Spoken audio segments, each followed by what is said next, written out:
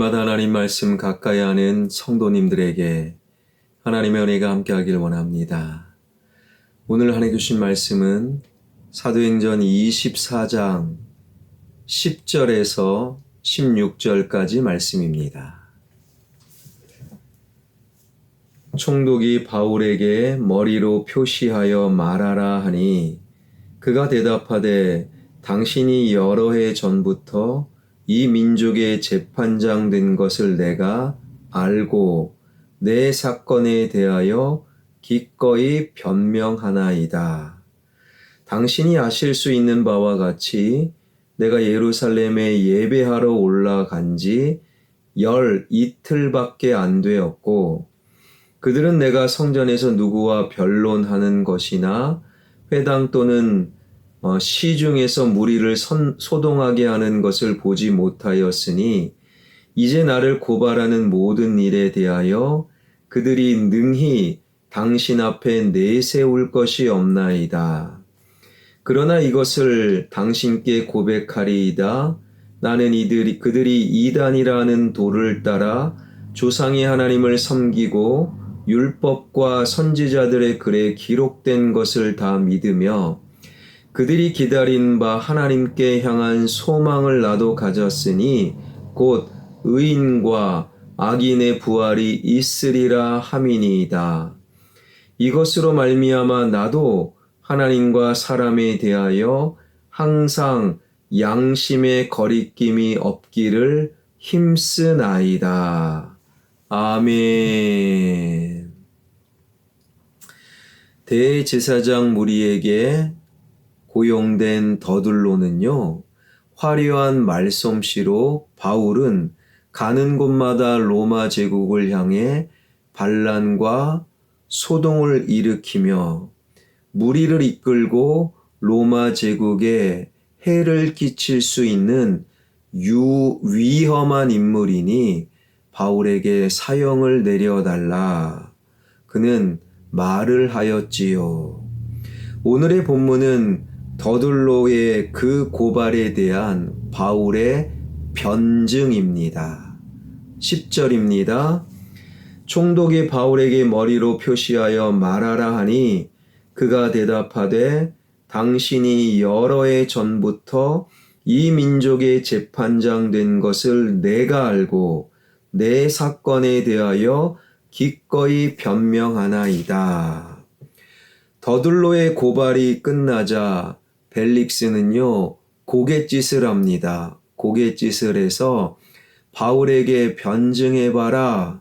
이에 바울은 그의 말을 시작하는데 더둘로의 말과는 사뭇 다르지요. 말쟁이, 거짓말쟁이 더둘로는요, 총독 벨릭스 때문에 너무 힘들었는데 벨릭스를 오히려 찬사하며 그의 말을 시작한 반면 바울은 당신이 여러 해 전부터 이 표현으로 말을 시작하지요. 말의 의미는 무엇이겠습니까? 벨릭스는 돈을 밝히는 자, 여러 해 전부터 뇌물을 받고 이상한 판결을 하고 있음을 내가 여러 해 전부터 듣고 알고 있습니다. 바울은 진실을 찬말을 하고 있는 거예요. 그 말에 총독 벨릭스는 기분이 나빴겠지요. 때로는 진실 찬말이 누군가에게 기분 나쁘다면 기분 나쁜 그 사람이 잘못된 것이지요. 이어지는 바울의 말 11절입니다. 당신이 아실 수 있는 바와 같이 내가 예루살렘에 예배하러 올라간 지 12일밖에 안 되었고, 바울이 예루살렘에 올라간 지 12일밖에 안 되었습니다. 바울은 3차 전도여행을 매듭 짓고 예루살렘에 온 지 12일밖에 안 되었지요. 예루살렘에 와서 그냥 쉰 것이 아닙니다. 예루살렘 교회의 지도자 야고보를 만났고 그 다음 날부터 7일 동안 결례를 행했고 바로 결례가 끝나는 날 예루살렘의 유대인들이 바울을 죽이려고 했고 영문을 알지 못한 천부장이 바울을 유대인들 손에 의해서 건져내어 안토니아 요새에 가두었고 그리고 사내들인 공회에서 재판을 받고 그리고 지금 104km를 이송해 와서 총독 벨릭스 앞에 서게 된 거예요. 이처럼 예루살렘에 도착한 후 지금같이 10일밖에 지나지 않았다라는 말은 숨가쁘게 돌아간 12일 동안 바울이 로마 제국을 향해 반란을 일으킬 준비, 어떤 소란을 일으킬 준비를 시간상 할 수 없었다라는 굉장히 논리적인 말이라는 거예요. 바울의 말은 이렇게 이어집니다. 12절, 13절. 그들은 내가 성전에서 누구와 변론하는 것이나 회당 또는 시중에서 무리를 소동하게 하는 것을 보지 못하였으니 이제 나를 고발하는 모든 일에 대하여 그들이 능히 당신 앞에 내세울 것이 없나이다. 당연히 바울이 누군가와 만나 로마 제국의 반란을 일으키자 그러한 장면을 지금 고발하는 대제사장 무리들이 본 적도 없고 어떠한 증거도 유죄 판결의 증거도 내세울 것이 없다라고 바울은 참말을 하고 있지요. 바울이 한 것이 있다면 딱 한 가지. 하나님의 말씀을 듣고 그 말씀대로 부활하신 예수님을 전한 것뿐. 이것은 이단이 아니라 진리이지요. 그 이후 유대교의 지도자들에게 바울은 미운 털이 박히고 바울을 유대교를 위해서 죽이자 그들은 결의를 하였고 그들의 결의에 따라 지금 재판을 말도 안 되는 고발을 받아 재판을 받고 있을 뿐 로마 제국을 무너뜨리려고 바울은 마음을 먹은 적이 한 번도 없고 그에 대한 증인도 증거도 대제사장 무리는 내놓을 수 없었던 것이지요. 바울의 마음은 16절에 잘 나와 있습니다. 이것으로 말미암아 나도 하나님과 사람에 대하여 항상 양심에 거리낌이 없기를 힘쓰나이다. 하나님을 믿으니 사람 앞에 어떤 사람이든 거짓말하지 않는 양심의 거리낌이 없이 말하고 생각하고 살려고 힘쓰는 사람이 바로 나 바울입니다. 대제사장 아나니아와 더둘로와 박수부대는 이러한 바울의 변증에 아무런 말도 아무런 반박도 도저히 할 수가 없었던 것이지요. 여러분, 그렇다면 총독 벨릭스가 해야 될 것은 무엇입니까? 바울을 향해 바울은 무죄입니다. 바울을 풀어 놓아 주어야만 했지요. 그러나 놀랍게도 총독 벨릭스는 이상한 판결을 하는데 읽지 않았지만 사도행전 24장 22절 23절입니다. 벨릭스가 이 도에 관한 것을 더 자세히 아는 고로 연기하여 이르되 천부장 루시아가 내려오거든 너희 일을 처결하리라 하고 백부장에게 명하여 바울을 지키되 자유를 주고 그의 친구들이 그를 돌보아 주는 것을 금하지 말라 하니라. 가이사랴에는요, 오래전부터 빌립 집사가 정착하여 가이사랴에는 기독교인들, 그리스도인들이 많았고, 벨릭스 총독은 가이사랴를 다스렸기에 그리스도인이 많음을 이미 알고 있었고, 게다가 이미 천부장의 편지를 통해 바울은 죄가 없음을 천부장도 그렇게 생각하고 있음을 알고 있었습니다.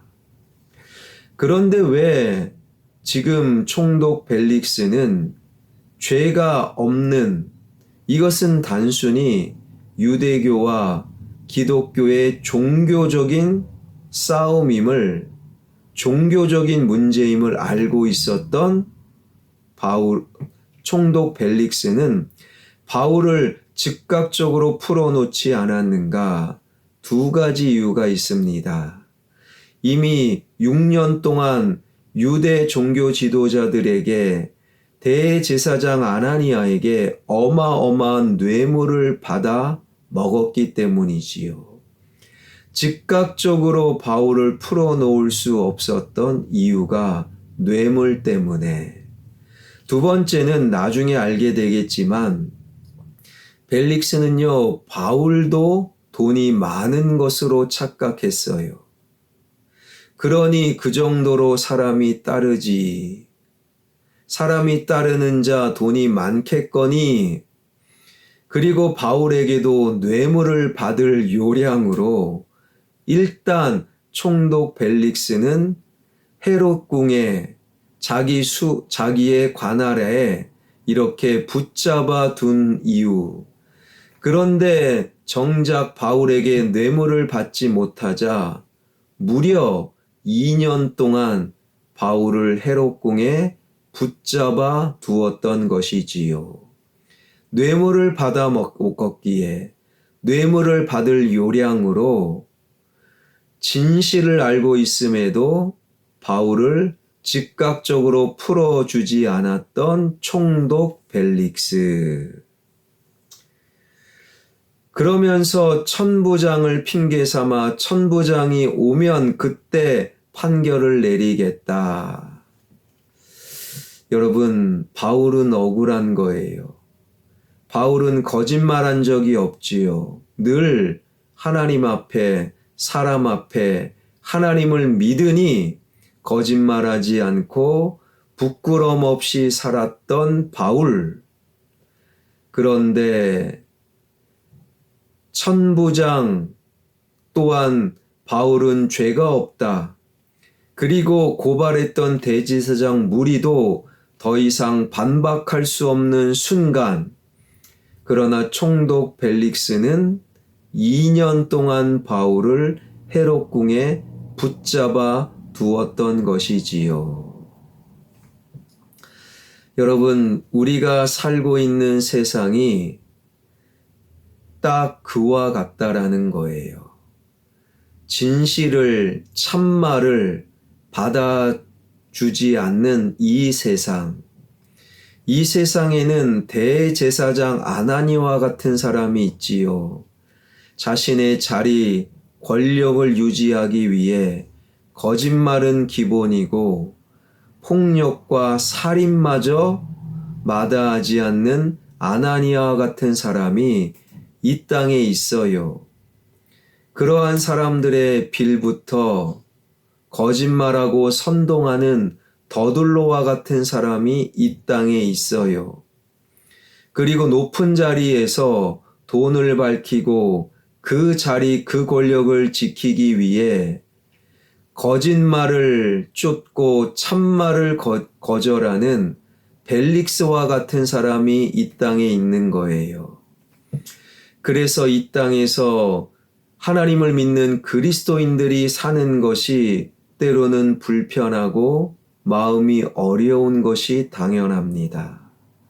하나님을 믿는 우리가 이 땅에서 사는 동안 불편하고 부담스럽고 내 마음이 받아들여지지 않고 내 참말이 거짓말로 인하여 묵살당하는 그러한 이 땅에서의 그리스도인의 삶. 그렇다고 우리가 똑같이 거짓말하고 똑같이 그들과 똑같아지는 것은 더 아닌 것이지요.